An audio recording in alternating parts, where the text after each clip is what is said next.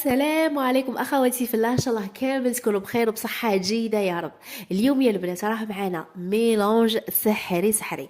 هذا الميلونج راح نخدموه بصبغه بيبي غوز. اذا انت درتي ليماج من بعدها كي غسلتيهم تتلاقيهم كامل مخلطين، فيهم اللون البرتقالي، في نفس الوقت خارجين شعرات فيهم اللون فاتح، كاين شعرات فيهم اللون البرتقالي غامق يعني مختلط.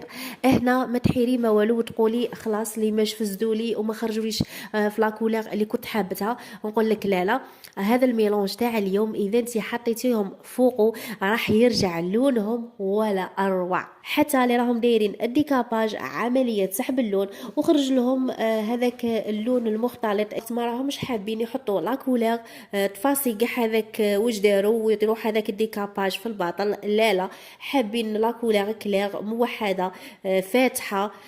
هذا الميلانج هو الانسب ليكم بمعنى الكلمه. بدون اطاله نروحوا نمزجوا الميلانج تاعنا. اول رقم معنا 8.7 اشقر كابوتشينو فاتح، راح تدي منه ربع.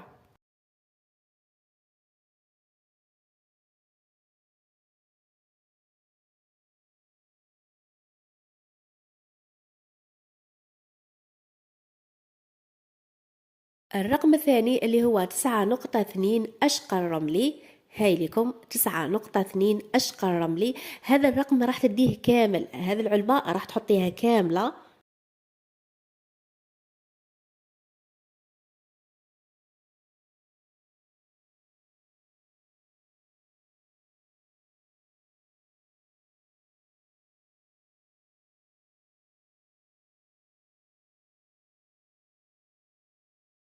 وهاي لكم الخصلة تاعنا رانا حطينا لها صبغة، راح نخلوها لمدة ما بين 20 دقيقة حتى لنصف ساعة وتغسليها. هنا فقط ملاحظة مهمة أثناء التطبيق، تبداي تحطي الصبغة من الخلف إلى الأمام وما تخلي في الجذور لا 2 سنتيم لا حتى حاجة، يعني تصبغي بطريقة عادية فقط، تكوني خفيفة في الخدمة. أنا هنا نخليها تخرج ونرجع لكم. وهاي لكم الخصله تاعنا بعد ما جزت عليها نصف ساعه. شوفوا لاكولور ديجا راه تبان مبدله قبل ما نغسلوها. استناو كي تتغسل تتنشف راح تزيد تبان لكم اكثر وافضل. وهاي لكم لاكولور، شوفوا كيفاش خرجتها، روعه روعه روعه. جمال اللون يحكي على روحه. حاجه اللي راح تبدل لك لاباس تاع شعرك 180 درجه بعد ما كان فيها الاورانج مخلطه حالتها حاله، ترجعها لون موحد ومشي غير اي لون، لون بزاف شباب. المهم خياتي دمتم في رعايه الله وحفظه، في فيديو قادم ان شاء الله.